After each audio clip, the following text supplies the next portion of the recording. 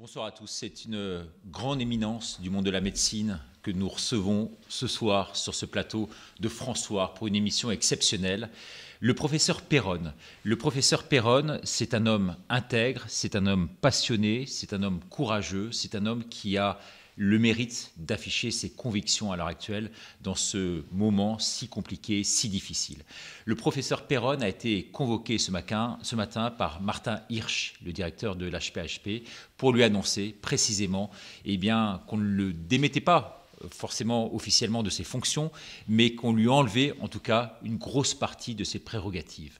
Alors pourquoi, professeur? D'abord, merci tout d'abord d'être venu sur ce plateau. Pourquoi François ce soir pour nous annoncer ça? Merci beaucoup, parce que c'est vrai que ce qui s'est passé ces derniers jours pour moi est totalement incompréhensible. Que s'est-il passé exactement? Alors effectivement, Martin Hirsch m'a remis une lettre comme quoi j'étais démis de mes fonctions de chef de service. Donc je ne suis pas démis de mes fonctions de médecin ni de professeur d'université, mais sur des arguments que j'ai eu des propos publics qui déplaisaient. Donc on est rentré dans un monde politique ou médiatique ou institutionnel qui est terrible. C'est comment on peut radier un médecin de sa chefferie de service juste parce qu'il a eu des propos qui déplaisaient. Ça, pour moi, c'est un grand scandale, parce que c'est une atteinte directe à la liberté d'expression. Si vous regardez, et personne ne peut me mettre en défaut là-dessus, j'ai jamais changé de discours depuis le mois de mars jusqu'à aujourd'hui. J'ai toujours tenu le même discours. Et ça dérange beaucoup, parce qu'on veut me faire taire, parce que j'ai quand même un parcours, j'ai conseillé beaucoup de gouvernements, etc. Avec des actions très positives. J'ai travaillé à l'OMS, j'ai travaillé dans toutes les institutions françaises médicales. J'étais présidente du Collège des professeurs de maladies infectieuses. Vous avez une notoriété internationale reconnue. Voilà. Et donc, je sais que ma parole dérange. Et comme ils n'ont pas d'argument scientifique, parce que mes opposants n'ont aucun argument scientifique. Tout ce qu'ils savent dire, c'est Péronne dit n'importe quoi, Péronne a diffamé. Je n'ai jamais diffamé.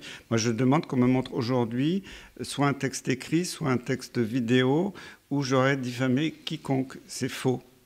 On se situe aujourd'hui véritablement dans une chasse aux sorcières. On peut appeler ça comme ça, d'après vous?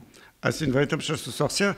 Je pense que maintenant, la France d'aujourd'hui est digne de la Russie de Staline, quand on n'a plus le droit de s'exprimer. Je rappelle que la liberté de parole d'un professeur d'université est inscrite dans la loi de la République française.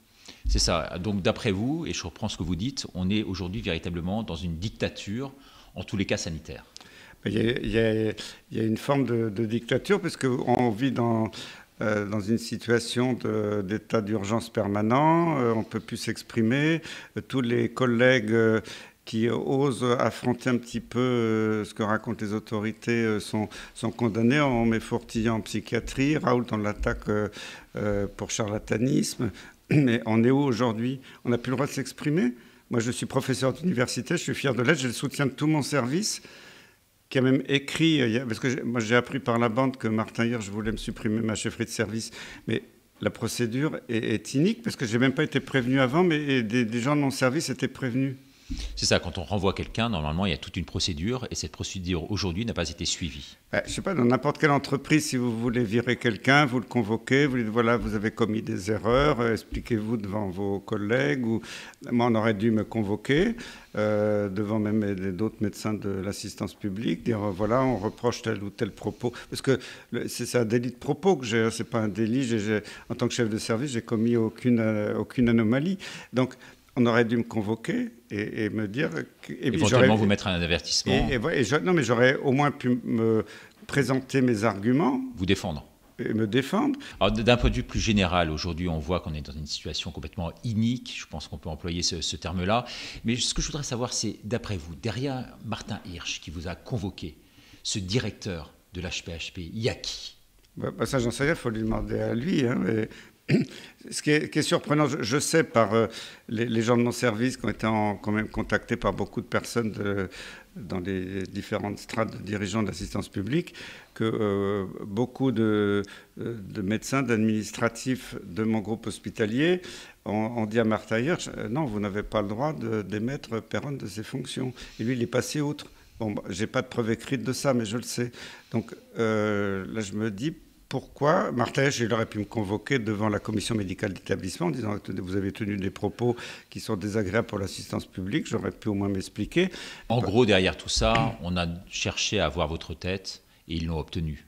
C'est un peu ça la conclusion. S'ils pensent avoir obtenu ma tête, ils sont loin du résultat parce que je suis toujours là, je suis toujours médecin, j'ai toujours le droit d'exercer et je ne vais pas me laisser intimider par ces manœuvres qui ne sont pas dignes d'un État démocratique. On a l'impression qu'aujourd'hui, la répression est la seule arme qu'ils opposent en fait à cette liberté d'expression, cette liberté d'opinion. Ne plus avoir de liberté d'expression en France aujourd'hui, c'est terrible. Moi, je suis profondément amoureux de la France, du pays des droits de l'homme, de la liberté d'expression.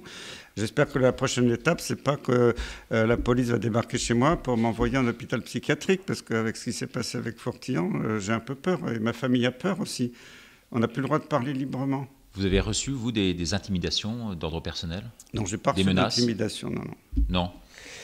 On voit que l'hôpital public aujourd'hui compte de moins en moins de médecins, moins en moins de personnel, fermeture d'hôpitaux, de moins en moins de lits. Et aujourd'hui, quand on a une éminence à la tête d'un des hôpitaux, on se permet de le mettre de côté, de le sacrifier sur l'autel public. Et vous ne pouvez pas savoir le nombre de messages que j'ai déjà reçus depuis plusieurs semaines. Mais alors ce soir, c'était l'explosion de médecins généralistes, de médecins hospitaliers qui sont scandalisés par cette décision. J'ai un soutien énorme des médecins. Et quand j'entends des médecins qui osent dire à la télévision, au Conseil de l'Ordre, que j'ai diffamé, que j'ai attaqué d'autres médecins, mais c'est totalement faux, qui me donnent une seule seconde la preuve que j'ai diffamé quiconque. Je n'ai diffamé personne. J'ai fait aucune atteinte au code de déontologie, contrairement à ce qu'on raconte. C'est ça, on avait le professeur Montagnier hier qui est venu sur notre plateau, une interview qui a été vue des centaines de milliers de fois sur YouTube, et qui nous disait que justement il y avait beaucoup moins de conscience aujourd'hui dans le monde de la médecine. Il nous disait également que les grands professeurs n'avaient plus le droit quasiment de s'exprimer, n'avaient plus le droit au chapitre. On achète en quelque sorte votre silence. C'est pas votre sentiment? On m'a pas acheté parce que je suis pas achetable. Oui, vous. Et du coup, comme je ne suis pas corrompu, ils ont essayé de trouver des casseroles, ils n'en ont pas trouvé. Donc, ils essaient de trouver au fond de tiroir des prétextes totalement fallacieux pour essayer de m'attaquer. Mais professeur, quand on est comme vous, avec la dignité qui est la vôtre, avec votre professionnalisme, on ne peut pas rester comme ça, les bras ballants, accepter une telle sentence, accepter une telle décision. Vous devez, vous, partir à l'attaque. Qu'est-ce que vous comptez faire? Prendre des avocats et contre-attaquer? Oui, mais de toute façon, là, il y a un recours qui va être déposé au tribunal administratif. Et puis pour ce jeune médecin, soi-disant que j'aurais diffamé, alors qu'il n'y a aucune trace nulle part que je l'ai diffamé en quoi que ce soit, je peux annoncer ce soir, et ça va être publié par mon avocat bientôt, que j'ai porté plainte au Conseil de l'Ordre des médecins il y a quelques jours contre lui, parce que alors là, j'ai plus de 20 tweets où il me diffame. Il a osé écrire que j'avais accusé les médecins d'être des assassins, des choses comme ça qui sont des choses terribles. Il a mis dans ma bouche des choses que je n'ai jamais dites. Et c'est un tout jeune médecin qui était interne encore il y a quelques mois, qui vient de commencer un clinica.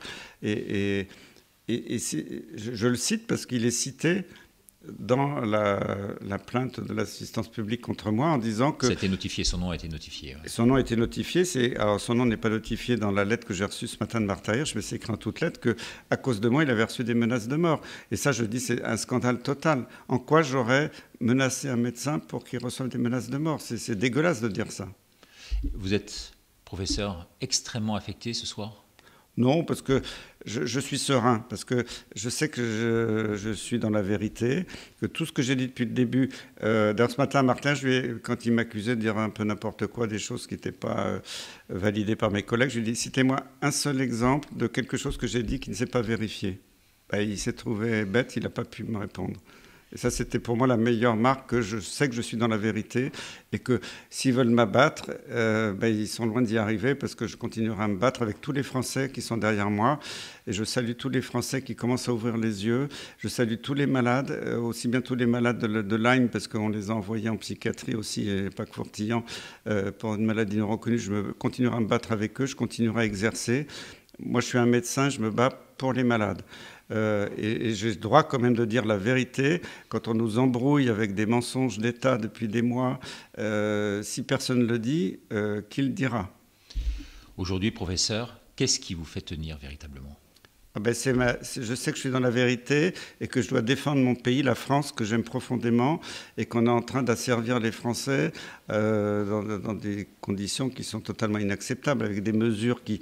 On voit une escalade de mesures totalement déraisonnables alors que l'épidémie ne fait plus de dégâts, quoi.